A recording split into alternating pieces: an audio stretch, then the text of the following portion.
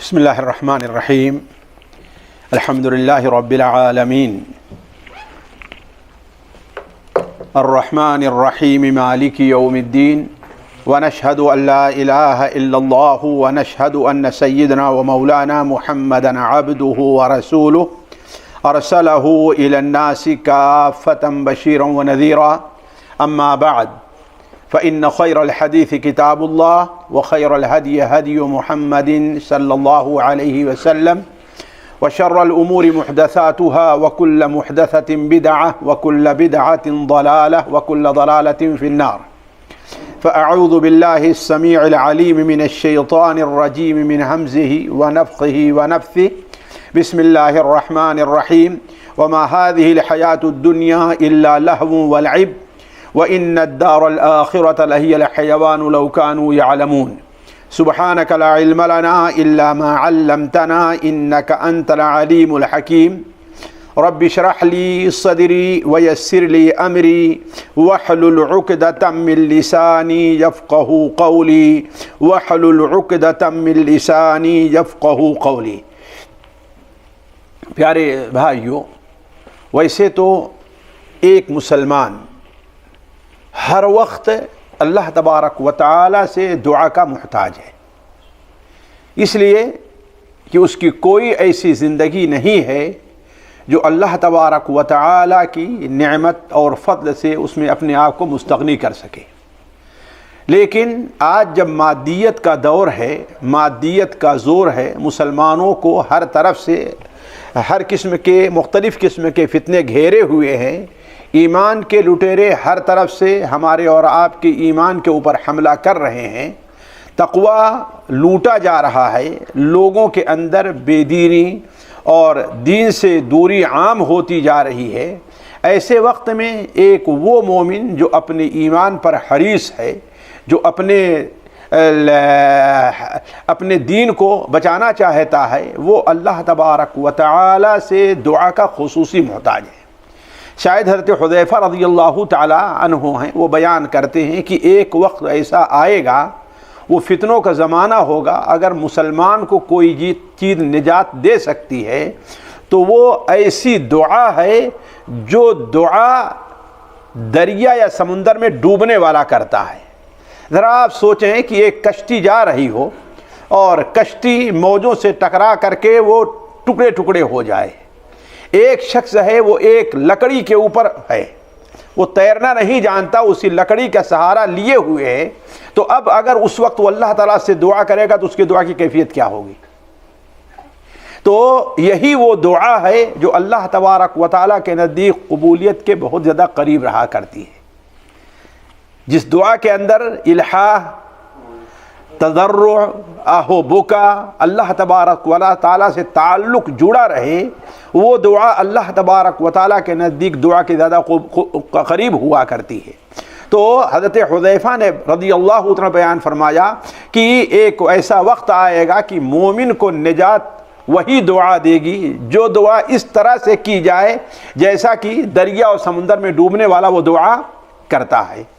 تو اس وقت ایک مومن اپنے ایمان کی حفاظت کے لیے دعاؤں کا زیادہ محتاج ہے.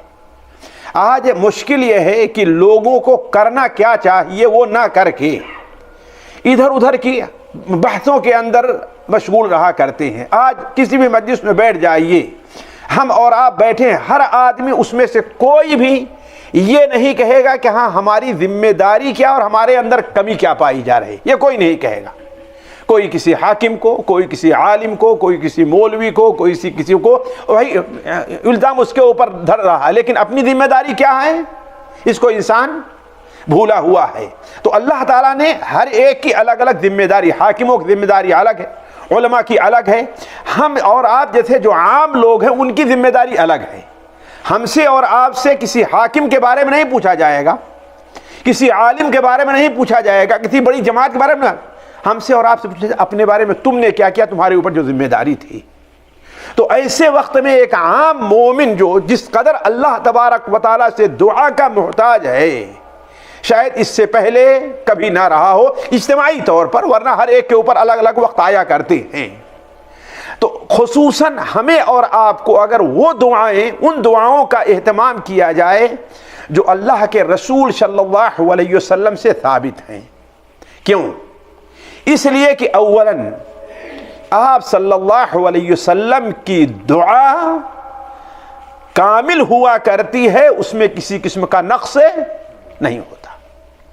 ثانیاً نبی کریم صلی اللہ علیہ وسلم کی دعا اپنے معنی اور مفہوم کے لحاظ سے بھی، مطلوب جو اس دعا کے اندر ہم کر رہے ہیں اس میں ہماری آپ کی بناوٹی دعاؤں سے اس میں زیادہ اچھی باتیں رہا کرتی ہیں، اس لیے کہ آپ صلی اللہ علیہ وسلم ہمارے اور آپ کے دین اور دنیا کے فائدے کو زیادہ ہم سے اور آپ سے زیادہ سمجھتے ہیں۔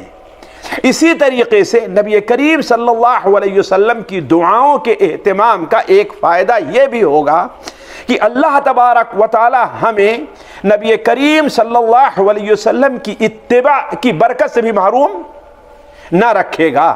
تو جو دعائیں نبی کریم صلی اللہ علیہ وسلم سے ثابت ہیں، خصوصاً وہ دعائیں جس کا آپ خصوصی اہتمام کرتے تھے یا ان دعاؤں کے اہتمام کا صحابہ کرام کو خصوصی تاکید کیا کرتے تھے، وہ دعائیں ہمارے اور آپ کے لیے بڑی اہم ہیں۔ آج بڑی مشکل ہے، لوگ اولاً بناوٹی دعائیں کیا ہے بھائی، فلاں بزرگ یہ دعا پڑھا کرتے تھے، کیا ہے فلاں صاحب کہے کہ میرا تجربہ ہے، اس دعا کے اوپر ہم نے تجربہ کیا ہے، کیا ہے اپنی طرف سے دعائیں بنا لی گئی ہیں، یا ایسی دعائیں جن کا نبی کریم صلی اللہ علیہ وسلم کی حدیث ہونا ثابت نہیں ہے، ان دعاؤں کا لوگ زیادہ اہتمام کر رہے ہیں، جس کا نتیجہ یہ ہے کہ نبوی دعائیں ہماری زندگی سے نکل گئی ہیں۔ اس لیے کہ ساتھیوں سنت کا معاملہ یہ ہے کہ بدعت کے بالکل اپوزٹ اور ضد چیز ہے، جہاں بدعت آئے گی سنت وہاں سے رخصت ہو جائے گی،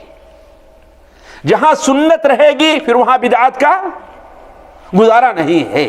تو جب ہم آپ صلی اللہ علیہ وسلم کی دعاؤں سے اعراض کریں گے اور اپنی دعائیں، اپنے بزرگوں کی دعائیں اور ان دعاؤں کو زیادہ اہتمام ہم کرنا شروع کریں گے تو اس کا مطلب یہ ہے کہ نبی صلی اللہ علیہ وسلم کی دعاؤں کی برکت سے ہم اپنے آپ کو محروم کر لے رہے ہیں۔ آج کی مجلس میں آپ کے سامنے ایسے ہی ایک نبوی دعا کا ذکر کرتا ہوں جو ہمارے اور آپ کے لیے بڑی اہم ہے۔ سب سے پہلے اس دعا کو اور اس دعا کا ترجمہ میں آپ کے سامنے رکھتا ہوں۔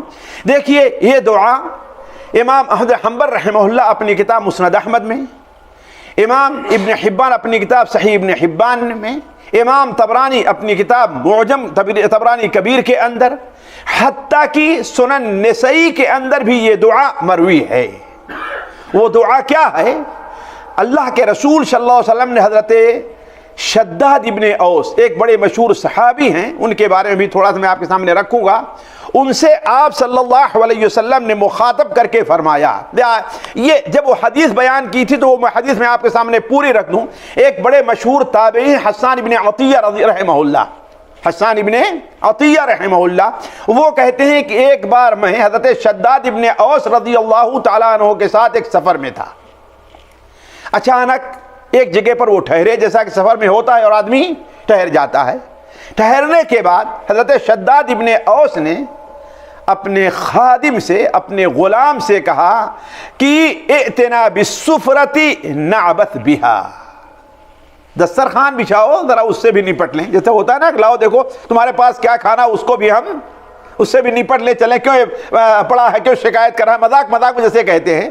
تو کہا ائتنی بالسفرتی نعبث بہا، دسترخوان بچھاؤ اس سے ہم بھی نپٹ لیتے ہیں، یا ہم دیکھیں کہ اس کی کیا خبر ہے اس کو بھی ہم لے لیتے ہیں۔ حضرت حسان بن عطیہ نے کہا کہ مجھے تعجب ہوا، کہتے شداد اس قسم کی مذاق کی بات کھانے کے ساتھ کہہ رہے نپٹ لیں، اس قسم کی بات میں ان سے کبھی نہیں سنتا تھا۔ تو ہم نے ان سے کہا کہ حضرت آج آپ نے کیا بات کہہ دی؟ تو کہا، ساتھیو غور کریں گے انہوں نے کیا کہا، کہا اللہ کی قسم جب سے ہم نے اسلام قبول کیا ہے ہم نے اس بات کے علاوہ یہ جو بھی ہم نے بات کہی ہے کہ لاؤ دسترخوان سے ہم کھانے سے نپٹ لیں، کیا چیز ہے اس میں، اس کے ساتھ کھیل کریں، کہا اس کے علاوہ آج تک ہم نے کوئی ایسی بات اپنی زبان سے نہیں نکالی جس کے بارے میں ہم نے اچھی طریقے سے سوچ نہ لیا ہو کہ اس کا جواب اللہ کو کیا دینا ہے۔ سوچیں دیکھو ان کی زندگی ہماری زندگی میں کتنا فرق ہے ساتھی. کہا کہ جب سے میں اسلام قبول کیا ہوں اس بات کے علاوہ کوئی بات ہم نے ایسے نہیں کی کہ جس کا جواب ہم نے پہلے سے سوچ نہ لیا ہو، لہذا اس بات کو مجھ سے یاد نہ رکھنا کہ ہم نے کچھ کہا ہے، بھول جاؤ اس کو بھول جاؤ، یہ سمجھو کہ ہم نے کچھ کہا ہی نہیں ہے. البتہ اس کے عوض میں تمہیں ایک اچھی بات میں تم کو بتا دے رہا ہوں. کہا وہ بات کیا ہے؟ کہا وہ یہ ہے کہ اللہ کے رسول صلی اللہ علیہ وسلم نے مجھ سے خطاب کرتے ہوئے فرمایا، یا شداد، اے شداد ابن اوس، دیکھو جب تم دیکھنا کہ لوگ سونا اور چاندی جمع کرنے میں مشغول ہیں، لوگوں کی دوڑ کس طرف ہے؟ مادے کی طرف ہے. دین کو بھی لوگوں نے مادہ حاصل کرنے کا ذریعہ بنا لیا ہے. جب تم دیکھو کہ یہ کیفیت ہے تو فَاقْتَنِزْ هَؤُلَاءِ الْكَلِمَاتِ، تو تم ان کلمات کو اپنے لیے خزانہ سمجھنا. لوگ سونا اور چاندی کو خزانہ سمجھ رہے ہیں، لوگ بلڈنگیں بنا رہے ہیں، لوگ یہ کر رہے ہیں، لیکن تم کس کو خزانہ سمجھنا کہ تمہارے لیے کیا خزانہ ہے؟ یہ کلمات خزانہ ہے. وہ کلمات کیا ہیں ساتھیو؟ چاہتے ہیں آپ لوگ نہیں چاہتے ان کو؟ جی چاہتے ہیں نا؟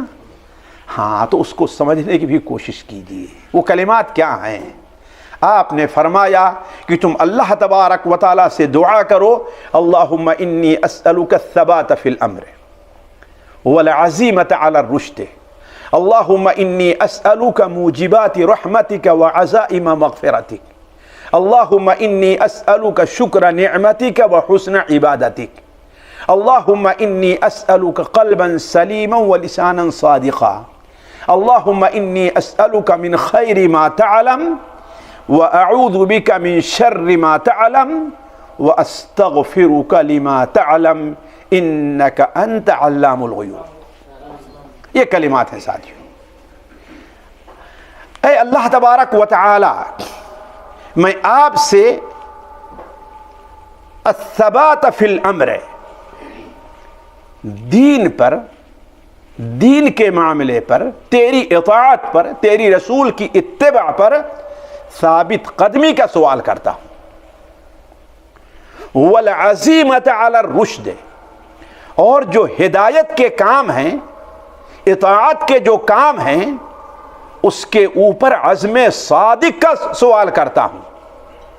اے اللہ تبارک و تعالی، میں آپ سے تیری نعمتوں کا شکریہ ادا کرنے کا سوال کرتا ہوں، مجھے توفیق ملے کہ تیری نعمتوں کا شکر ادا کروں. اے اللہ تبارک و تعالی، میں آپ سے یہ سوال کرتا ہوں کہ مجھے اچھی عبادت کو اچھی طرح ادا کرنے کی توفیق مل جائے. یا اللہ تبارک و تعالی، میں ان اعمال کا سوال کرتا ہوں جس کی وجہ سے آپ کی رحمت ہمارے اوپر واجب ہو جائے. اے اللہ تبارک و تعالی، میں ایسے اعمال کی توفیق کا سوال کرتا ہوں جن اعمال کی وجہ سے آپ ہمارے گناہوں کو معاف کر دیں. اے اللہ تبارک و تعالی، میں آپ سے قلب سلیم کا سوال کرتا ہوں. اے اللہ تعالی، میں آپ سے سچی زبان کا سوال کرتا ہوں. اے اللہ تبارک و تعالی، میں آپ سے ہر اس خیر اور بھلائی کے کام کا سوال کرتا ہوں جس کو آپ جانتے ہیں، اور ہر اس برائی سے آپ کی پناہ چاہتا ہوں جس کو آپ جانتے ہیں. اے اللہ تبارک و تعالی، میں اپنے ان تمام گناہوں کی معافی کا آپ سے سوال کرتا ہوں جن گناہوں کو آپ جانتے ہیں، اس لیے کہ انت علام الغیوب، غیب کو جاننے والا کون ہے؟ آپ ہی ہیں، آپ کے علاوہ اور کوئی دوسرا نہیں ہے. ساتھیو، یہ ایک دعا ہے جس کا ترجمہ ہم نے بڑے اختصار کے ساتھ آپ کے سامنے رکھا ہے.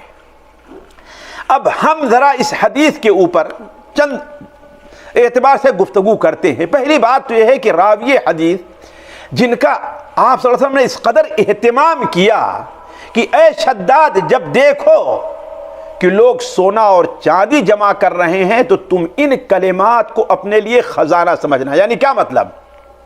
ان کی حفاظت کرنا، ان سے فائدہ اٹھانا، ان کو بکثرت تم پڑھنا، ان کو سمجھنے کی کوشش کرنا، ان کلمات کو اپنے لیے بطور خزانہ کے سمجھنا۔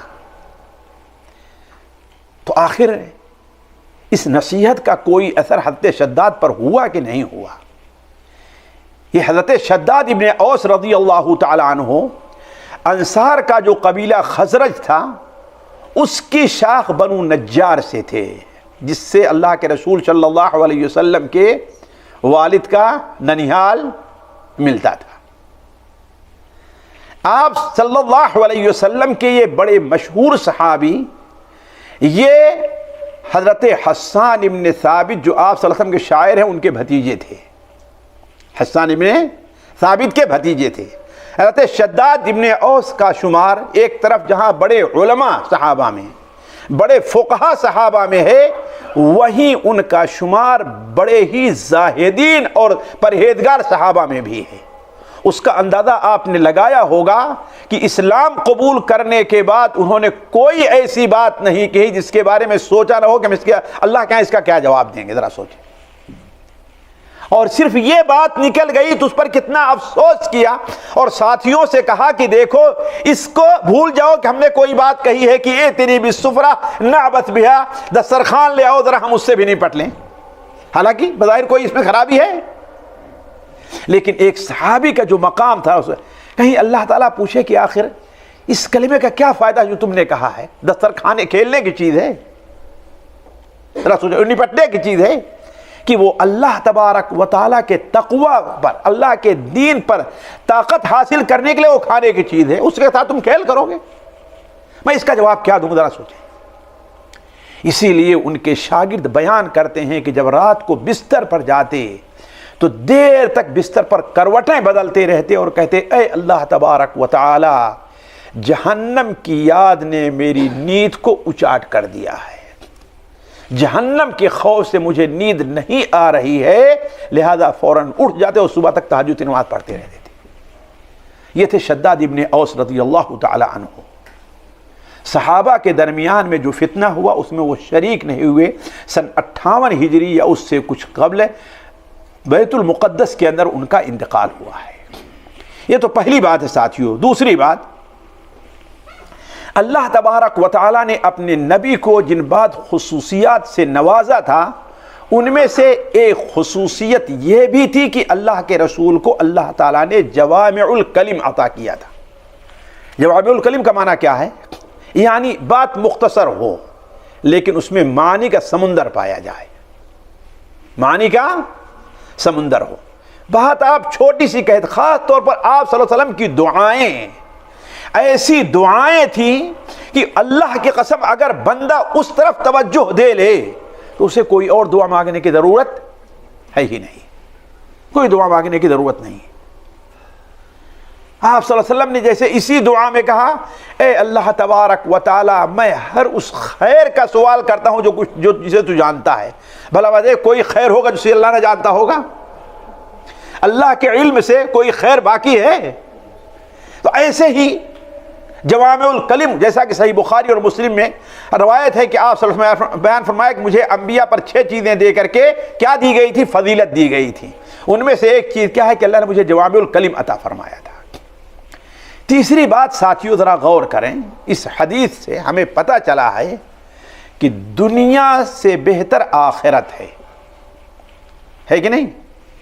آخرت دنیا سے کیسے؟ آپ نے حضرت شداد سے کیا کہا؟ دیکھا جب لوگ دنیا حاصل کرنے میں مشغول ہے تم اس کو چھوڑو، کیا کرو؟ آخرت کی تیاری کرو۔ تو اس کو ہمیں بھی اپنے سامنے رکھنا چاہیے۔ ہم یہ نہیں کہتے ہیں کہ ہم اور آپ صحابہ جیسے بن جائیں، لیکن کم سے کم اپنے تصور کے لحاظ سے، اپنے ارادے کے لحاظ سے بہت سی چیزیں جہاں ہمیں دنیا کو قربان نہیں کرنا پڑ رہا ہے وہاں کے لحاظ سے تو کم سے کم ہم اپنے آخرت کو ہمیشہ سامنے رکھیں اپنے نا۔ تو دنیا سے بہتر کیا ہے؟ آخرت ہے۔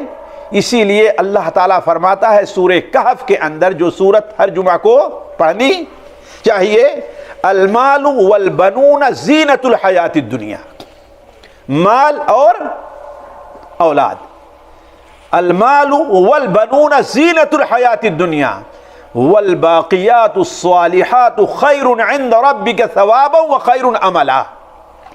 اور نیک باقی رہنے والی چیزیں اللہ تعالیٰ کے نزدیک ثواب کے لحاظ سے بھی بہتر ہیں اور ان سے امید بھی اچھی کی جا سکتی ہے.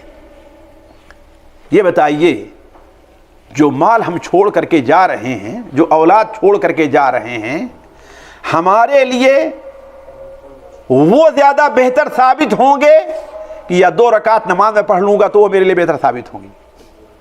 جی، اگر میں مسجد بنوا دوں گا وہ ہمارے لیے بہتر ثابت ہے یا کہ لاکھوں اور کروڑوں اپنے حساب میں بچوں کے لیے چھوڑ کے جاؤں گا ہمارے لیے زیادہ بہتر ہے؟ ہو سکتا ہے بچے ہم میں اس میں سے ایک بھی خرچ نہ کریں ہمارے لیے، ہوتا ہے کہ نہیں ہوتا ہے؟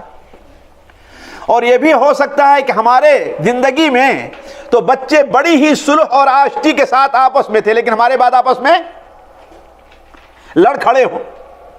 ہوتا ہی نہیں ہوتا ہے؟ میراث ہی کے لیے صرف ایک کمرے کو، اللہ کی قسم آنکھوں سے دیکھی ہوئی بات ہے، ایک کمرے کے لیے بھائی بھائی دشمن بن جاتا نہیں بن جاتا ہے؟ اور کمرہ تو بہت دور کی بات ہے، اللہ کی قسم ایک بالش زمین کے لیے ایک بھائی دوسرے بھائی دشمن بن جاتا، ہوتا نہیں؟ حالانکہ اللہ کے بندے تو نے خریدا ہے اس کو، تجھے تو مفت میں ملی ہے کہ نہیں ملی ہے؟ تو اگر لے لے تیرا بھائی ہی تو لے گا کہ دوسرا کوئی لے گا، اور اس کا بدلہ تجھے آخرت میں. تو ہمیشہ یہ سوچنا چاہیے کہ دنیا سے بہتر ہمارے لیے کیا ہے؟ آخرت ہے. اسی لیے اللہ کے رسول صلی اللہ علیہ وسلم، علامہ البانی اپنی کتاب الصحیحہ کے اندر زوائد الزہد لابن سعید سے نقل کرتے ہیں کہ حضرت ابو ہریرہ بیان کرتے ہیں کہ اللہ کے رسول صلی اللہ علیہ وسلم ایک بار ہم آپ کے ساتھ جا رہے تھے، آپ کا گزر ایک ایسی قبر پر سے ہوا جسے ابھی تازہ دفن کیا گیا تھا. آپ صلی اللہ علیہ وسلم اس قبر پر کھڑے ہو گئے اور صحابہ کرام سے فرمایا، ساتھیوں ہم میں سے بہت سے لوگوں کو موقع ملتا ہے لیکن موقع کو ضائع کر دیتے ہیں. مثال کے طور پر ابھی عصر کی اذان ہو، ہمیں مسجد کی طرف جانا ہے تو ہم دیکھتے ہیں کہ ارے ابھی تو 5 منٹ باقی، ابھی چلتے ہیں. مسجد کے دروازے پر بھی پہنچ گئے، ارے تو ابھی تو امام صاحب نہیں آئے ہیں، چلو رک جاتے ہیں، آپس میں بات کرنے لگے. ایسا ہوتا ہی نہیں ہوتا ہے؟ مسجد میں پہنچ بھی گئے تو 2 رکعت نماز پڑھیں گے نہیں بلکہ کیا کریں گے؟ کھڑے ہو کر کے. ایسا ہے کہ نہیں ہے؟ ایسا کیوں ہے ساتھیوں؟ اس لیے کہ ہمیں 2 رکعت نماز کی اہمیت نہیں معلوم.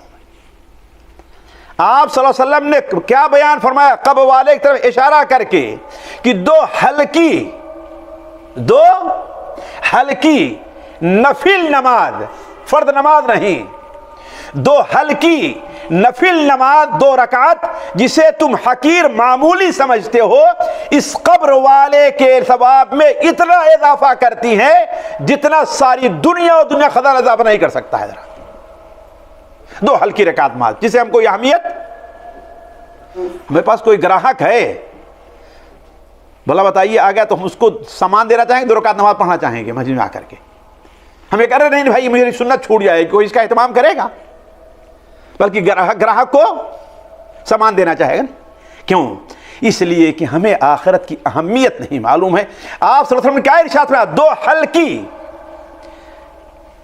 نفل نماز جسے تم معمولی سمجھتے ہو، اس قبر والے کے نزدیک دنیا اور دنیا کی ساری نعمت سے بہتر ہے. ساتھیوں ہمارے اندر مشکل یہ ہے کہ علم کی کمی نہیں ہے، لیکن جیسے اس حدیث میں سوال کیا گیا ہے، عزم کی کمی ہے. عزم کی کمی ہے. ورنہ ہر آدمی جس سے کہو اس کو یہ حدیث معلوم ہوگی. سنن ترمذی کی حدیث ہے کہ اللہ کے رسول صلی اللہ علیہ وسلم کے گھر میں ایک بار بکری ذبح کی گئی اور آپ نے اسے تقسیم کرنے کا حکم دیا. ہر آدمی نے سنا ہوگا اس حدیث کو. اور جب واپس آئے تھوڑی دیر میں تو آپ نے فرمایا کہ کچھ باقی ہے، سب تقسیم ہو گیا. تمہاری عائشہ نے کیا فرمایا؟ جی یہی کندھے کا حصہ باقی ہے، باقی سارا حصہ تقسیم ہو گیا. سنا ہے نا اس حدیث کو؟ تو آپ نے کیا فرمایا تھا؟ اللہ کے بندی سارا باقی ہے، یہی اتنا بیکار گیا ہے. ساری بکری جس کو تو سمجھ رہے ختم ہو گیا وہی باقی ہے. کیوں؟ اس لیے کہ اس کا کہاں ملنے والا ہے ہم کو؟ آخرت میں. تو ہمیں ہمیشہ یہ سمجھنا چاہیے کہ دنیا کیا ہے آخرت سے.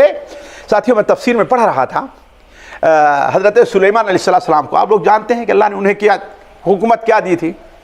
انسانوں پر بھی ان کی حکومت تھی اور جنوں پر بھی ان کی حکومت تھی، چڑیا بھی ان کی فوج میں. یہ تو قرآن کی بات ہے نا. سورہ النمل میں اللہ نے چڑیا بھی، تو وہ اپنی فوج کے ساتھ جا رہے تھے. جن بھی ہیں فوج میں، انسان بھی ہیں، چڑیا بھی ہیں. بعض روایات میں ہے کہ وہ تخت کے اوپر ہوا تخت اڑا کر کے جا رہی تھی. ایک کسان اپنے کھیت میں کام کر رہا تھا، اس نے جب تخت سلیمان دیکھا تو کہا کہ لقد اوتی آل داؤد ملکا عظیما. داؤد کے بیٹے کو تو اللہ تعالیٰ نے بہت بڑا ملک دے دیا ہے، اتنا عظیم ملک عطا فرمایا ہے. حضرت سلیمان علیہ السلام نے یہ بات سن لی اور اپنے عرش کو نیچے لائے نیچے، اور اس کسان کے پاس گئے. کہے تم نے کیا کہا؟ کہا یہ کہا اللہ کی قسم ایک بار سبحان اللہ کہہ لینا، سلیمان کے ملک سے عظیم اور بہتر اور بڑا ہے. کیوں؟ اس لیے کہ سلیمان کا ملک ختم ہو جائے گا اور سبحان اللہ یہ تمہارے لیے قیامت کے دن بھی باقی رہے گا. تو ساتھیوں کہنے کا مطلب یہ ہے کہ ہمیں یہ سمجھنا چاہیے کہ دنیا، اسی لیے آپ دیکھیں اللہ کے رسول، بات آ گئی ہے تو ایک چیزیں سن لیں. اللہ کے رسول صلی اللہ علیہ وسلم صحابہ کرام کو ایسی خاص چیزوں کا خزانہ کرنے، جیسے یہ حدیث ہے نا، ایسے ہی اور بھی ہے. مثال کے طور پر آپ صلی اللہ علیہ وسلم نے صحابہ کرام سے ایک بار فرمایا خذوا جنتکم، ڈھال لے لو اپنی. ڈھال کب لیتا ہے آدمی؟ جبکہ دشمن کا مقابلہ ہو. تو کہا کہ ڈھال تیار کر لو. صحابہ نے کہا اے اللہ کے رسول کسی دشمن سے مقابلہ ہے؟ آپ نے فرمایا نہیں، خذوا جنتکم من النار، آگ سے اپنے لیے ڈھال تیار کر لو. کہا وہ کیا ہے؟ کہو سبحان اللہ والحمد للہ ولا الہ الا اللہ واللہ اکبر. سب کو یاد ہے کلمات کی نہیں یاد ہیں؟ لیکن اگر پوچھا ہے صبح سے شام تک، صبح سے اب تک کتنی بار کہا ہے اس کو، تو شاید ہم جیسے بعض لوگ نکلیں کہ ایک بار بھی نہیں کہا ہوگا. کہ غلط کہہ رہا ہوں؟ ہے نا بات صحیح؟ آپ نے کیا فرمایا؟ خذوا جنتکم، جہنم سے اپنے لیے ڈھال بنا لو. اس لیے کہ ہم 24 گھنٹے ہی نہیں بلکہ ہفتے گزر جاتے ہیں، مہینے، ہم نے جہنم کو کبھی یاد ہی نہیں کیا کہ وہ بھی ہمارے لیے کوئی خطرناک چیز ہے. یاد ہی نہیں کیا ہوئی ہم نے. اس لیے کہ ہمارا ایمان آخرت پر ایمان خالی رسمی ہے، بس پڑھتے آئے ہیں، سنتے آئے ہیں، لیکن جیسا ایمان ہونا چاہیے اگر ہوتا تو ہر وقت مجھے یاد رہتی جہنم اور جنت. تو کیا ہے؟ سبحان اللہ والحمد للہ ولا الہ الا اللہ واللہ اکبر. کہا اس لیے کہ جب بندہ قیامت کے دن اللہ تعالی سامنے ہوگا اور جہنم وہاں چگھاڑتی ہوگی، جب بندے کو اللہ کے سامنے حاضر کیا جائے گا تو یہ کلمات اس کے اوپر بھی چل رہے ہوں گے، پیچھے بھی ہوں گے، دائیں ہوں گے، بائیں ہوں گے، اور آ کر کے اللہ تعالیٰ کے نزدیک سفارش کریں گے کہ اس نے جہنم سے ڈھال تیار کر رکھی ہے، اللہ اس کو بچا لے تو جہنم سے. اسی طریقے سے حضرت ابو موسیٰ اشعری رضی اللہ عنہ بیان فرماتے ہیں، حضرت ابو ذر کو بھی آپ نے وصیت کی تھی کہ اے ابو موسیٰ، کیا میں تمہیں عرش کے نیچے سے یا جنت کے خزانوں میں سے ایک خزانہ تمہیں نہ بتلا دوں میں؟ حضرت ابو ذر کی روایت میں ہے کہ عرش کے نیچے سے جو خزانہ اللہ نے تم لوگوں کو بھیجا ہے، اور عرش کہاں ہے؟ جنت الفردوس کے اوپر ہے. وفوقہ عرش الرحمن. تو جنت سے کہیے یا عرش خزانہ بھیجا ہے. کہا وہ کیا ہے؟ کہو لا حول ولا قوت الا باللہ، لا حول ولا قوت الا باللہ. تو کہنے کا مطلب یہ ہے کہ اس طریقے سے اللہ کے رسول صلی اللہ علیہ وسلم صحابہ کرام کو بہت سی ایسی چیزیں ان کا اہتمام کا حکم دیتے تھے جو ان کے لیے جہنم سے ڈھال اور آخرت میں اس کے کام آئے۔ علی کل حال ہم آپ کے سامنے اب یہ رکھتے ہیں کہ یہ حدیث جو ہم نے آپ کے سامنے پڑھی ہے ساتھیوں، اس میں 10 یا 11 جملے ہیں، ان کی تھوڑی سی وضاحت چاہتا ہوں، میں آپ سے وضاحت کرنا چاہتا ہوں آپ کے سامنے۔ 10 یا 11 جملے ہیں۔ پہلا جملہ ہے اللہم انی اسألک الثبات فی الامر، اے اللہ تبارک و تعالی امر پر میں ثابت قدمی کا سوال کرتا ہوں۔ امر سے مراد کیا ہے؟ دین ہے، عبادت ہے، اطاعت ہے۔ یعنی اے اللہ تبارک و تعالی میں مرتے دم تک دین پر قائم رہوں اور اس سے سرے منہ انحراف نہ کر سکوں۔ اس لیے کہ دیکھیو ساتھیو، ایمان لے آلینا کامل نہیں ہے، کام کافی نہیں ہے، اس کے ساتھ ساتھ استقامت اور ثابت قدمی ضروری ہے۔ اسی لیے علماء کہتے ہیں بندہ اپنے ایمان پر یا ثابت قدمی کا محتاج بندہ اس دنیا میں بھی ہے، موت کے وقت بھی ہے، قبر میں بھی اور آخرت میں بھی ہے۔ ان چاروں چیزوں کو سامنے رکھیے اور یہ دعا کیجئے اللہم انی اسألک الثبات فی الامر، اے اللہ تبارک و تعالی میں امر پر، معاملے پر آپ سے ثابت قدمی چاہتا ہوں، میں کہ ہمیں ثابت قدمی کی توفیق عطا فرمائے۔ دنیا میں ثابت قدمی کیوں؟ اس لیے کہ بغیر ثابت قدمی کے کوئی انسان کامیاب، ان الذین قالوا ربنا اللہ ثم استقاموا، اس کے فضائل سنتے پڑھتے جائیے آپ۔ موت کے وقت ثابت قدمی کیوں؟ اس لیے کہ بہت سے لوگوں کو موت کے وقت شیطان آ کر کے دھوکے میں ڈال دیتا ہے۔ ایک بندہ 60 سال تک اللہ کی عبادت کرتا ہے جنت میں جانے کا کام، موت کے وقت قریب آیا تو اپنی وصیت کے اندر گناہ کا کام کر جاتا ہے، اس کے اوپر جہنم واجب ہو جاتی ہے۔ ایسا ہوتا کہ نہیں ہوتا ہے؟ ایک شخص ہے، اللہ تبارک و تعالی نے اسے بیٹا نہیں دیا ہے، وہ کسی کی بیٹے کو اپنا بیٹا بنا لیتا اور اپنی بیٹی سے شادی کر دیتا ہے۔ موت کا وقت آتا ہے تو ساری پراپرٹی کس کو لکھ دے رہا ہے؟ اپنے داماد اور اپنی بیٹی کو۔ یہ جائز ہے؟ جائز ہے بھائی؟ بول نہیں رہے بھائی، جان رہے ہیں جائز ہے، جائز ہے۔ یہ ایک بیٹی ہے تو صرف اس کا آدھا حصہ ہے بس، باقی کس کا ہے؟ چچا ہوں گے تو، بھائی ہوگا تو، بھتیجے ہوں گے تو، ان سبوں کا ہے۔ گناہ کیا کہ نہیں کیا؟ اسی لیے سنن ماجہ میں ہے کہ انسان 60 سال تک اللہ کی عبادت کرتا ہے، جنت میں جانے کا کام کرتا ہے، موت کے وقت وصیت میں گڑبڑی کر جاتا ہے، اس پر جہنم واجب ہو جایا کرتی ہے۔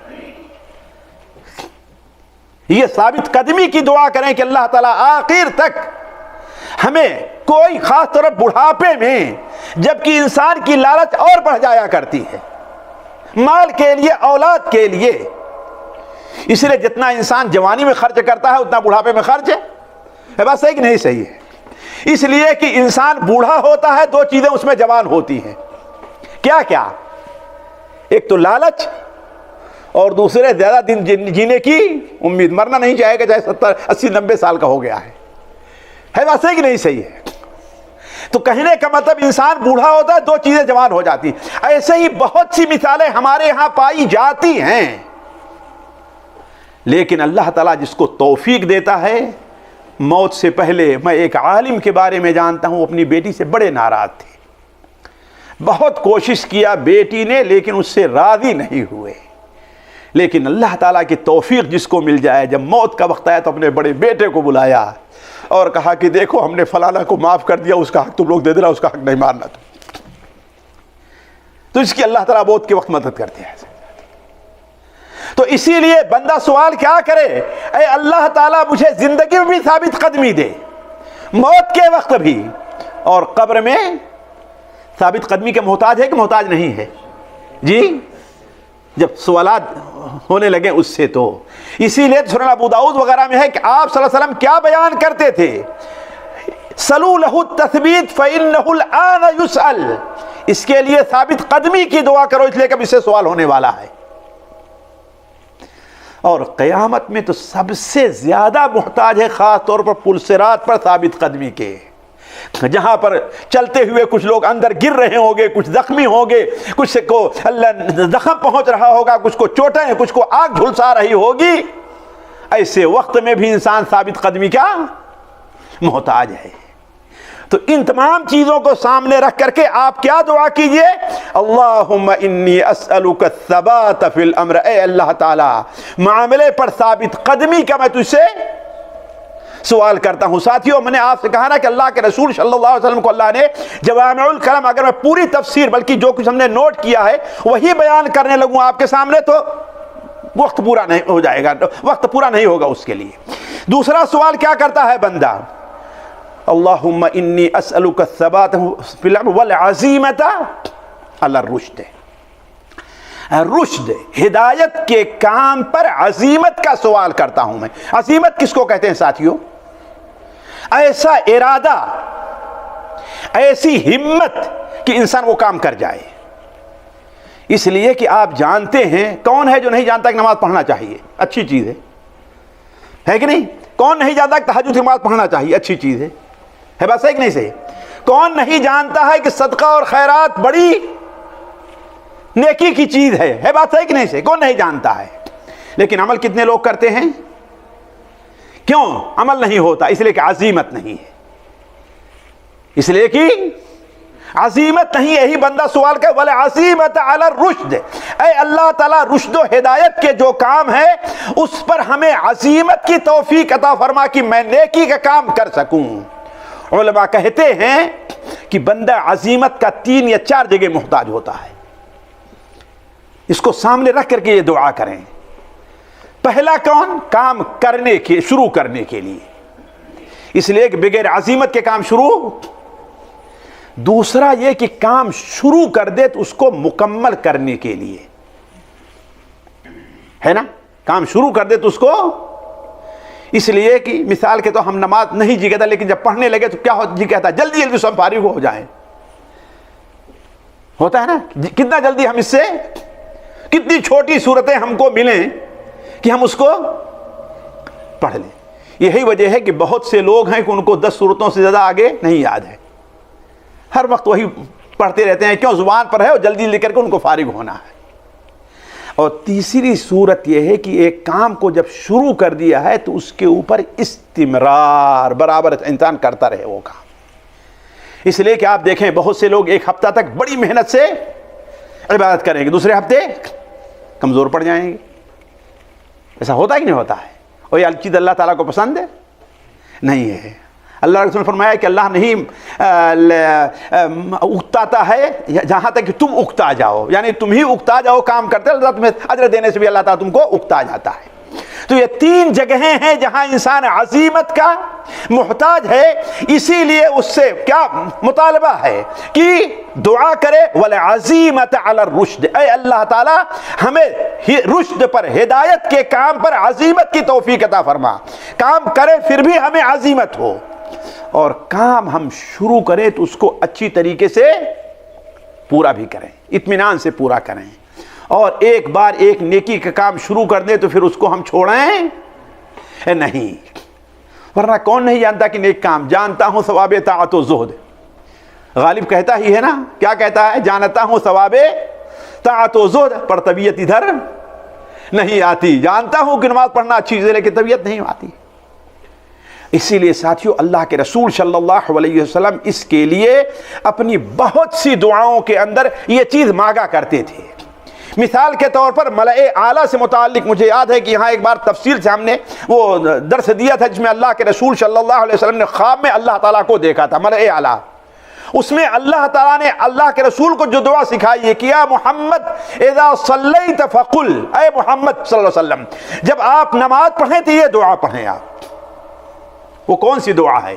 اللہم انی اسألک فعل الخیرات وترک المنکرات وحب المساکین وان تغفر لی وترحمنی واذا اردت فتنة قوم فاقبضنی الیک غیر مفتون اللہم انی اسألک حبک وحب من یحبک وحب عمل یقربنی الی حبک۔ ساتھیو بڑی پیاری دعا ہے یہ۔ بندہ کیا کہتا ہے؟ اللہم انی اسألک فعل الخیرات، اے اللہ تبارک و تعالی میں آپ سے خیر کے کام کرنے کی توفیق چاہتا ہوں۔ وَتَرْكَ الْمُنْكَرَاتِ، برے کام چھوڑنے کی توفیق چاہتا ہوں، اس لیے کہ بغیر اللہ کی توفیق کے نہ ہی کوئی آدمی نیک کام کر سکتا، برائی سے بچ سکتا ہے۔ ایک صحابی ہے، سنن ترمذی کے اندر روایت ہے، حضرت حسین رضی اللہ تعالیٰ عنہ، اور یہ والد ہیں عمران ابن حسین رضی اللہ تعالیٰ عنہ کے۔ جب مسلمان ہوئے تو انہوں نے اللہ کے رسول صلی اللہ علیہ وسلم سے کہا کہ اے اللہ کے رسول صلی اللہ علیہ وسلم، آپ مجھے کچھ دعا سکھلا دیجئے۔ تو آپ نے انہیں کیا دعا سکھائی سر؟ بڑی پیاری دو الفاظ ہیں دعا کے ساتھیوں، جس کو ہمیشہ ہمیں دعا کرنی چاہیے۔ اللہم الہمنی رشدی وقنی شر نفسی، اللہم الہمنی رشدی وقنی شر نفسی، اے اللہ تعالیٰ مجھے رشد و ہدایت کے کام کی توفیق عطا فرما۔ وقنی شر نفسی، اور میرے نفس کے اندر جو برائی، سستی کہاں سے آتی ہے؟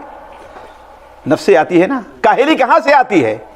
نفس سے آتی ہے نا، اور میرے نفس کی جو برائی اس سے تو مجھ کو بچا لے۔ بس دو الفاظ ہے، اللہم قینی شر نفسی، اللہم الہمنی رشدی وقینی شر نفسی۔ علی کل حال آگے بڑھتے ہیں۔ تیسرا سوال کیا ہے اس دعا کے اندر ساتھیوں؟ وَأَسْأَلُكَ مُوجِبَاتِ رَحْمَتِكَ، اے اللہ تبارک و تعالی تیری رحمت کو واجب کرنے والے جو اعمال ہیں اس کی میں آپ سے توفیق چاہتا ہوں۔ اللہ تعالیٰ کے رحمت، اولاً ساتھیوں اس میں دیکھیے ایک چیز کہ رحمت سے مراد کیا ہے۔ یہاں پر سب سے بڑی رحمت اللہ تعالیٰ کی کیا ہے؟ جنت ہے کہ نہیں؟ اللہ کی رحمت کا سب سے بڑا مظہر کیا ہے؟ وہ جنت ہے۔ تو گویا بندہ یہ سوال کر رہا ہے کہ اے اللہ تعالیٰ میں آپ سے ان اعمال کی توفیق چاہتا ہوں جن اعمال کی وجہ سے تو مجھے اپنی جنت تک پہنچا دے۔ دوسری چیز یہ ہے کہ بغیر عمل کے کوئی آدمی جنت میں نہیں جائے گا۔ قرآن مجید میں اللہ نے ایک دو جگہ نہیں متعدد جگہ یہ بیان فرمایا ہے، وَتِلْكَ الْجَنَّةُ الَّتِي أُورِثْتُمُوهَا بِمَا كُنْتُمْ تعملون، اس جنت کے وارث تم کیوں بنے ہو؟ اس لیے کہ دنیا میں جنت واجب کرنے کے والے اعمال تم کیا کرتے تھے۔ فَلَا تَعْلَمُ نَفْسٌ مَّا أُخْفِيَ لَهُم مِّن قُرَّةِ أَعْيُنٍ، کیوں؟ جَزَاءً بِمَا كَانُوا يَعْمَلُونَ، کسی بھی انسان کو یہ معلوم نہیں ہے کہ اللہ تعالیٰ نے اس کے لیے جنت میں کیا نعمتیں تیار کر رکھی ہیں۔ وہ نعمتیں جسے آنکھوں نے، وہ نعمتیں جسے کانوں نے، وہ نعمتیں جو کسی انسان کے دل میں کھٹکی بھی نہیں ہیں، وہ نعمتیں کیوں ملیں گی؟ جزاء بما کانوا یعملون، ان کے عمل کے بدلے۔ تو یہی سوال بندہ اس میں اللہ تعالیٰ سے کیا کر رہا ہے؟ اے اللہ تعالیٰ مجھے ایسے عمل کی توفیق دے جو عمل مجھے تیری جنت کے واجب۔ اسی لیے دیکھیں اللہ کے رسول صلی اللہ علیہ وسلم صحابہ کرام کو عموماً آپ سے صحابہ کرام پوچھتے اور آپ صلی اللہ علیہ وسلم انہیں ایسے عمل کی طرف رہنمائی فرماتے تھے کہ جس کی وجہ سے جنت ان کو مل جائے۔ آپ صلی اللہ علیہ وسلم سے وہ لوگ کہا کرتے تھے کہ اللہ کے رسول صلی اللہ علیہ وسلم مجھے آپ جیسے وہ عمل بتائیے مجھے جنت کے قریب کر دے، ہے نا؟ حضرت معاذ بن جبل نے یہی سوال کیا، حضرت عمرو بن عبسہ نے یہی سوال کیا، حضرت ابو امامہ نے یہی سوال کیا، ایک دیہاتی نے، بلکہ یہی سوال صحابہ کرام کا عام تھا ساتھیوں کہ اے اللہ کے رسول مجھے وہ عمل بتائیے جس کی وجہ سے میں جنت میں جاؤں، اس لیے کہ وہ جانتے تھے کہ جنت کسی خاندان سے، کسی پیر کے ہاتھ بیعت کرنے سے، جی کسی سلسلے سے منسلک ہو جانے سے کیسے ملے گی جنت؟ عمل کرنے سے۔ تو جزاء بما کانوا یعملون۔ لیکن ایک بات اور ہے، بسا اوقات انسان جنت میں جاتا ہے، بہت سے لوگ جنت میں جائیں گے، لیکن جنت میں جانے سے پہلے انہیں کچھ مشاکل کا سامنا کرنا پڑے گا، ہے نا؟ بہت سے لوگ ہیں نا، قبر میں ان کو تکلیف ہو جائے گی، بہت سے لوگ ہیں حشر کے میدان میں ان کو تکلیف ہوگی، بہت سے لوگ ہیں، اللہ تعالی ہم میں سے ہر مسلمان کی حفاظت کرے، ان کو ان کے بعد گناہوں کے بعد جہنم میں ڈالا جائے گا، پھر جہنم سے نکالا جائے گا، ایسا ہے نا؟ لیکن ظاہر بات کوئی اس پر راضی ہوگا؟ تو آگے وہی سوال کر رہا ہے کہ اے اللہ تبارک و تعالی وعزائم مغفرتک، اے اللہ تعالیٰ میں ان اعمال کا سوال کرنے والا ہوں جو جنت کو واجب کرنے والے ہیں، اور ان اعمال کا بھی سوال کر رہا ہوں جس کے ذریعے سے تو میرے گناہوں کو معاف کر دے کہ مجھے جہنم میں جانا نہ پڑے۔ وعزائم مغفرتک، اور ایسے عمل کی توفیق کا ہے جو تیری مغفرت کو ہمارے لیے تاکیدی بنا دے کہ یقیناً تو مجھے معاف کرے گا۔ اس لیے کہ بہت سے اعمال ہیں جو بندوں کے گناہوں کا کفارہ بن جائیں گے، ان میں ایک ایسا عمل ہے جو تمام گناہوں کا کفارہ بن سکتا ہے۔ وہ کون سا عمل ہے؟ ایک عمل ہے جو تمام گناہوں کا کفارہ بن جائے گا۔ وہ کون سا عمل ہے؟ اللہ بندہ توبہ ہے کہ نہیں ہے؟ سچ توبہ کر لے تو کوئی گناہ باقی رہے گا؟ جی، تو گویا بندہ یہاں سوال کر رہا ہے کہ اے اللہ تعالیٰ ایسے اعمال کی توفیق عطا فرما، توبہ کی توفیق عطا فرما، عمل خیر کی توفیق عطا فرما، نیکی کی توفیق عطا فرما کہ میری ان نیکیوں کی وجہ سے میری توبہ کی وجہ سے میرے گناہوں کو تو معاف کر دے۔ آگے چلتے ہیں ساتھیوں، دعا کا جو ہے جو پانچواں ہے، اللہ تعالیٰ سے بندہ دعا کرتا ہے وَأَسْأَلُكَ شُكْرَ نِعْمَتِكَ وَحُسْنَ عِبَادَتِكَ۔ دو سوال یہاں بھی کر رہا ہے، شکر نعمتک وحسن عبادتک، اے اللہ تعالیٰ تیری نعمتوں کا شکریہ میں ادا کر سکوں، اس کی تو مجھے توفیق دے دے۔ اللہ تعالیٰ کی نعمتوں کا، اس لیے کہ اللہ تعالیٰ کی نعمتیں ہمارے اوپر کتنی ہیں؟ جی بے شمار ہے نا۔ تو اللہ تعالیٰ کی، اللہ ہم سے مطالبہ کرتا ہے اولاً کہ ہم اللہ کی نعمتوں کا شکریہ ادا کریں، ثانیاً ہم سے مطالبہ یہ بھی کر رہا ہے کہ اگر تم میری نعمتوں کا شکریہ ادا کرو گے تو نہ صرف یہ کہ اس نعمت کو تمہارے پاس باقی رکھوں گا، اس میں اضافہ ہی میں کر دوں گا۔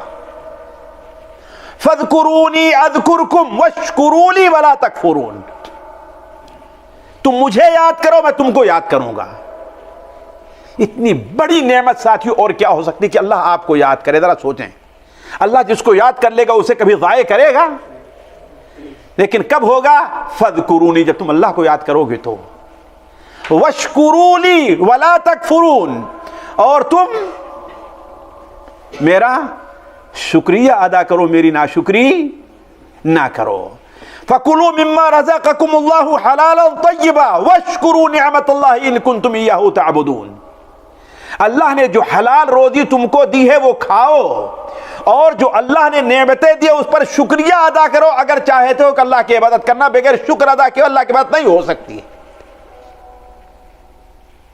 لیکن ساتھیوں یہ جاننا چاہیے، شکریہ کے لیے علماء کہتے ہیں تین امور درکار ہیں: دل سے شکریہ، زبان سے شکریہ، اور جی عمل سے شکریہ۔ دل سے شکریہ، زبان سے شکریہ، اور عمل سے شکریہ۔ دل سے شکریہ کیا ہے ساتھیوں؟ صدق دل سے بندہ اس بات کا معترف رہے کہ یہ نعمت صرف اور صرف اللہ کا فضل ہے، اس میں ہماری کوئی اپنی خوبی اور کوئی بڑائی نہیں ہے۔ اور بہت سے لوگ ہیں اللہ کی قسم، اچھے لوگ یہ سمجھتے ہیں کہ یہ ہمارا اپنا ہنر، اپنی خوبی اور اپنی محنت ہے۔ نہیں، دل میں یہ ہو کہ اگر اللہ تعالیٰ نہ چاہتا تو یہ چیز ہم کو نہ ملتی، اور ہمیشہ اس سے یاد رکھے۔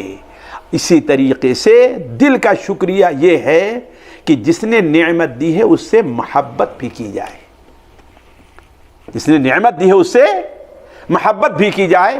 ایک حدیث جو مستدرک حاکم میں ہے، اللہ کے رسول صلی اللہ علیہ وسلم بیان فرماتے ہیں، مائی عائشہ کی روایت ہے کہ آپ نے ارشاد فرمایا، جب اللہ تعالیٰ کسی بندے پر نعمت کرتا ہے اور وہ بندہ دل سے سمجھتا رہتا ہے، اعتراف کرتا رہتا ہے کہ یہ سب اللہ کی طرف سے ہے، تو اگر کچھ کہے نا اس سے پہلے اللہ اس کے شکریہ کو قبول کر لیتا ہے۔ تو سب سے پہلا مرحلہ شکریہ کا کیا ہے؟ وہ دل سے ہے، اور دوسرا مرحلہ زبان سے ہے۔ زبان سے یعنی اس کو لوگوں کے سامنے بیان کرے، ضرورت ہو تو اللہ تعالیٰ کی اس کے اوپر حمد و ثنا بیان کرے، کتنے لوگ ہیں اللہ تعالیٰ نے ان کو لاکھوں کروڑوں سے نوازا ہے، لیکن وہ یہ سمجھتے ہیں کہ میرے اوپر بڑی مصیبت آئی ہوئی ہے۔ خود انسان سوچ لے کہ اللہ نے اگر آپ کو صرف صحت دی ہوئی ہے تو کتنی بڑی نعمت ہے یہ۔ دنیا کی کوئی نعمت اس کا مقابلہ نہیں کر سکتی ہے۔ اسی طریقے سے عمل سے شکریہ کیا ہے ساتھیوں، ادا سے، کہ اللہ کی نعمت کو اللہ کی رضامندی کے کاموں میں صرف کیا جائے۔ اللہ نے آنکھ دی، اللہ کی نعمت ہے کہ نہیں نعمت ہے یہ؟ اس سے کیا دیکھا جائے؟ جس کا دیکھنا، اگر ہم اس سے کوئی ناجائز چیز دیکھ رہے ہیں تو اللہ کا شکریہ ادا نہیں کر رہے ہیں۔ اللہ نے ہمیں صحت دی ہے کہ نہیں دی ہے؟ کس لیے؟ بس کھائیں پئیں مست رہیں، دکان پر جائیں، اپنا کاروبار کریں، اور جب نماز کا وقت آئے تو سستی لگ رہی، اس لیے دی؟ جی نہیں، صحت ہے، اللہ کی عبادت ہم اس سے کریں۔ تو جو اتنی بھی نعمتیں ہیں، عمل سے شکریہ جو ہے، اسی لیے قرآن مجید میں جہاں اللہ تعالیٰ نے یہ فرمایا کہ اعملوا آل داؤد شکرا وقلیل من عبادی الشکور، اے داؤد کے گھر والوں، اے داؤد اور اس کے گھر والوں، عمل کر کے اللہ کی نعمتوں کا شکریہ ادا کرو۔ یاد رکھو کہ کم بندے ہیں جو میرا شکر ادا کرتے ہیں۔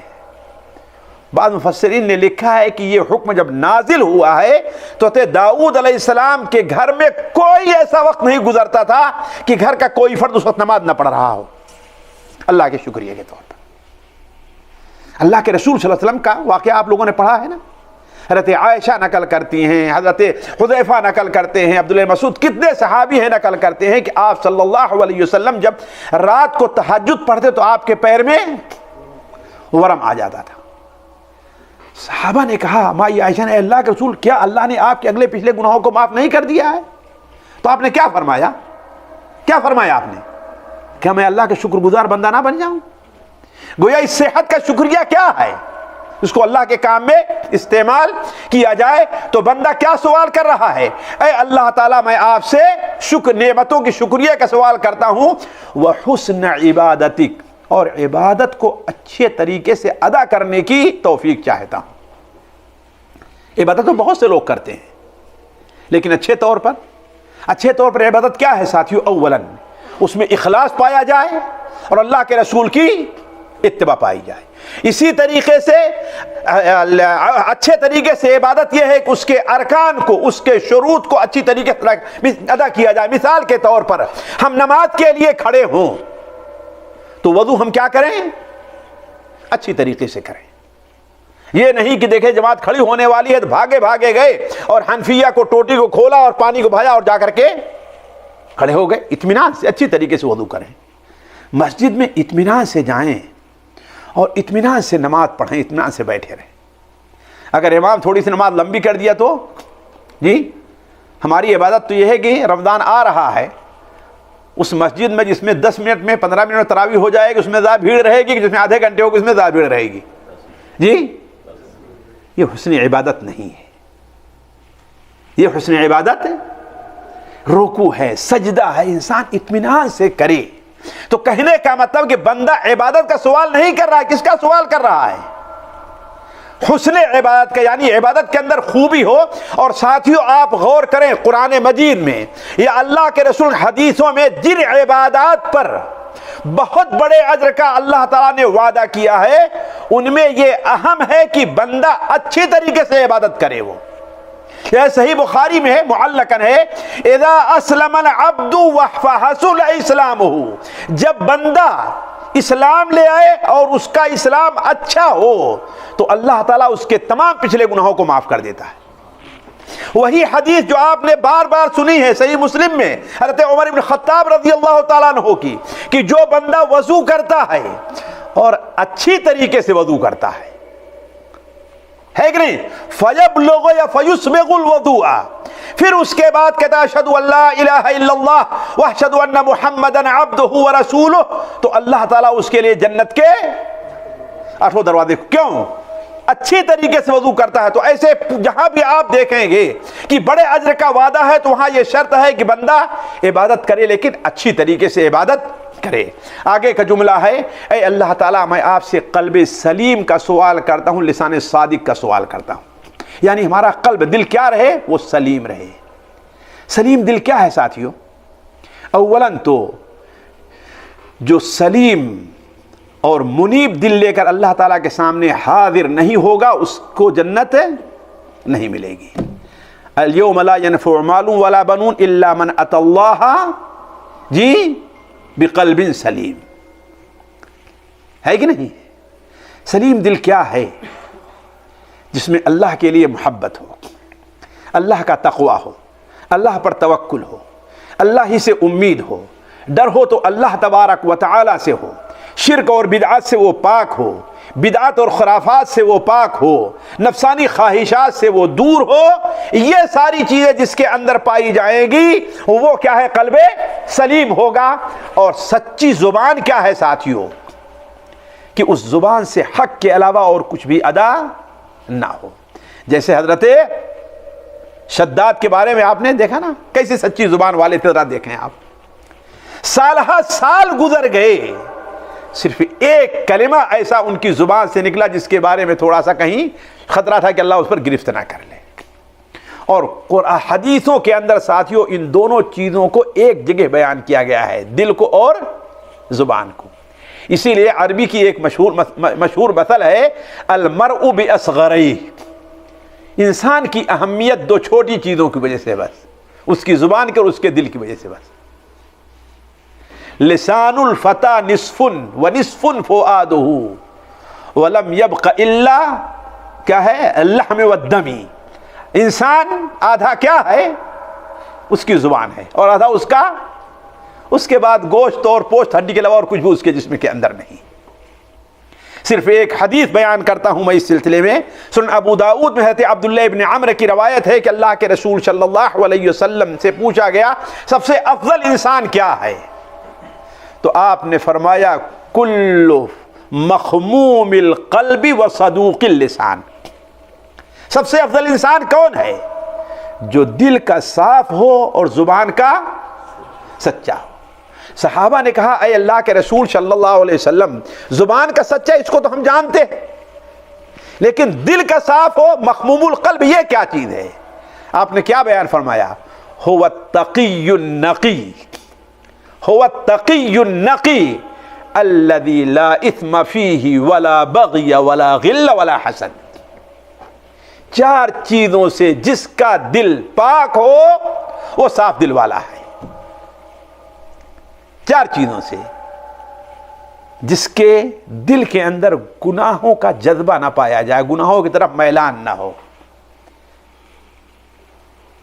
ولا بغی، نہ کسی کے اوپر ظلم اور زیادتی کا اس کے اندر۔ یہ بہت اہم چیز ہے ساتھیوں۔ ہم کسی پر ظلم نہیں کرنا چاہتے ہیں، لیکن ہمیں ہمارے اوپر کوئی ظلم کر دیا تو ہمیں ایک گالی دی ہے تو ہم اس کو ظلم کیا کہ نہیں کیا ہم نے؟ اس لیے کہ ہمیں حق کتنا تھا؟ ایک کا تھا نا۔ ہمیں کوئی ایک تھپڑ مارتا ہے تو ہم اس کو جی ایک ہی میں اکتفا کریں گے ہم، جی یہ ہے ظلم ہے۔ اس لیے جب غصہ آ جاتا ہے دل میں ہمارے تو پھر ہم نہیں دیکھتے ہیں کہ حق کیا ہے نہ حق کیا ہے۔ تو یہی ہے جس کے اندر گناہ کا جذبہ نہ ہو، ولا بغی ولا غل، کینہ نہ پایا جائے لوگوں میں۔ کسی نے ہمارے بارے میں کوئی بات کہہ دی تو دل میں وہ بات ہمارے اب بیٹھ گئی ہے، اب ہم اس کا بدلہ اس کو کسی دن، ہاں تمہیں نے ہمارے بارے میں یہ بات کہی تھی نا، ولا حسد، اور اس کے دل میں حسد نہ پایا جائے۔ اللہ کل حال ساتھیوں، میں سمجھتا ہوں میرا وقت ختم ہو گیا شیخ نا، بس اللہ اگر اجازت دے تو صرف جو ہے وہ صرف ترجمہ کر دوں، اور دعائیں جو ہیں وَأَسْأَلُكَ مِنْ خَيْرِ مَا تَعْلَمُ وَأَسْتَغْفِرُكَ لِمَا تَعْلَمُ۔ یہ بڑا بہترین سوال ہے۔ اے اللہ تعالیٰ، ہر اس خیر کا سوال کرتا ہوں جس کو آپ جانتے ہیں، اور اس شر سے بچنے کا سوال کرتا ہوں جس کو آپ جانتے ہیں، اس لیے کہ میں نہیں جانتا۔ معاملہ کس کے حوالے ہے؟ اے اللہ آپ کے حوالے ہے۔ وَأَسْتَغْفِرُكَ لِمَا تَعْلَمُ، اے اللہ تبارک و تعالی، میں اپنے ان تمام گناہوں کی معافی آپ سے چاہتا ہوں جس کو آپ جانتے ہیں۔ میں بھول گیا ہوں لیکن آپ نہیں بھولے ہیں۔ میں نہیں سمجھتا تھا کہ یہ بھی کوئی گناہ ہوگا، لیکن حقیقت میں کیا تھا؟ وہ گناہ تھا. تو وہ گناہ جو ہم سے جانے میں ہوا ہے, جو انجانے میں ہوا ہے, جو چھوٹا ہے, جو بڑا ہے, جو ہم نے پہلے کیا ہے, جو ہم نے بعد میں کیا ہے, جو مجھے یاد ہے, جو مجھے یاد نہیں ہے, اے اللہ تعالیٰ وہ گناہ حقوق العباد سے متعلق ہے, حقوق الہی سے متعلق ہے, ان تمام گناہوں کو تو جانتا ہے, میں نہیں جانتا, لہذا تو معاف کر دے. وَأَسْتَغْفِرُكَ لِمَا تَعْلَمُ, کیوں؟ اِنَّكَ أَنْتَ عَلَّامُ الْغُيُوبِ, غیبوں کا جاننے والا کون ہے؟ تو ہے, تیرے علاوہ اور کوئی غیب نہیں جانتا.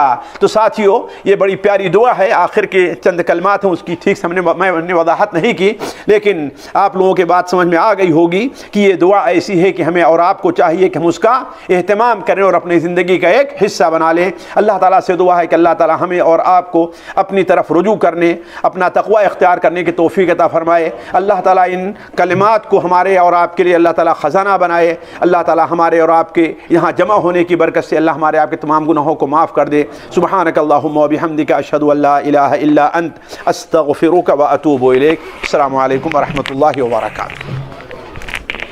جزا اللہ خیر و احسن جزا. یہ تھے ہمارے محترم فضیلت الشیخ مقصود الحسن فیضی حفظہ اللہ تعالی, جو کہ مومن کے لیے جو خزانے کی حیثیت رکھتی ہے دعائیں, ان کا ذکر کر رہے تھے. اللہ تعالی ہمیں ان دعاؤں کو یاد کرنے اور ان کو دہراتے رہنے اور اللہ تعالیٰ سے اور اپنے رب سے ان دعاؤں کے ذریعے اپنی حاجات کو پورا کرنے کی توفیق عطا فرمائے. حاضرین گرامی, جیسا کہ آپ جانتے ہیں کہ ماشاءاللہ ہمارے دروس اللہ رب العالمین کی توفیق سے, اس کی فضل سے, اس کی رحمت سے جاری و ساری ہیں. جمعہ کا درس بھی ماشاءاللہ احباب موجود ہیں, کافی رونق ہے, الحمدللہ خوشی ہوتی ہے ساتھیوں کو دیکھ کے. تو ہمارے ہفتہ وار دروس بھی اسی انداز میں ماشاءاللہ تقریباً گزشتہ 1.5 ماہ سے وہ چل رہے ہیں ترتیب کے ساتھ, جس میں سوموار کے دن عقیدہ, کتاب التوحید, اور منگل اور بدھ ترجمہ اور تفسیر کا درس ہوتا ہے. تو جس طرح آپ ذوق اور شوق سے جمعے کے درس میں تشریف لاتے ہیں, گزارش ہے کہ وہ ہمارے ہفتہ وار دروس, جن بھائیوں کے پاس وقت ہوتا ہے عشاء کے بعد کام وغیرہ سے اپنے چیزوں سے فارغ ہو جاتے ہیں, ضرور تشریف لائیں, دین کا علم سیکھیں, دین کی معرفت سیکھیں, اور اس دین کے علم کے نور کو اپنے اندر محفوظ کر کے آگے لوگوں تک پہنچائیں. تو میں تمام ان ساتھیوں سے ضرور خصوصی درخواست کروں گا جن کے پاس وقت ہوتا ہے وہ ان ہفتہ وار دروس میں بھی تشریف لایا کریں. اور باقی اسی طریقے سے ماشاءاللہ جمعے کے دروس میں آپ آتے ہیں, اپنے احباب دوستوں ساتھیوں کو بھی دعوت دیا کریں, تاکہ زیادہ سے زیادہ لوگ اللہ کے اس دین کے علم سے, اللہ کے اس دین کے نور سے مستفید ہوں, اور یہ صدقہ جاریہ ہمارے لیے ہوں.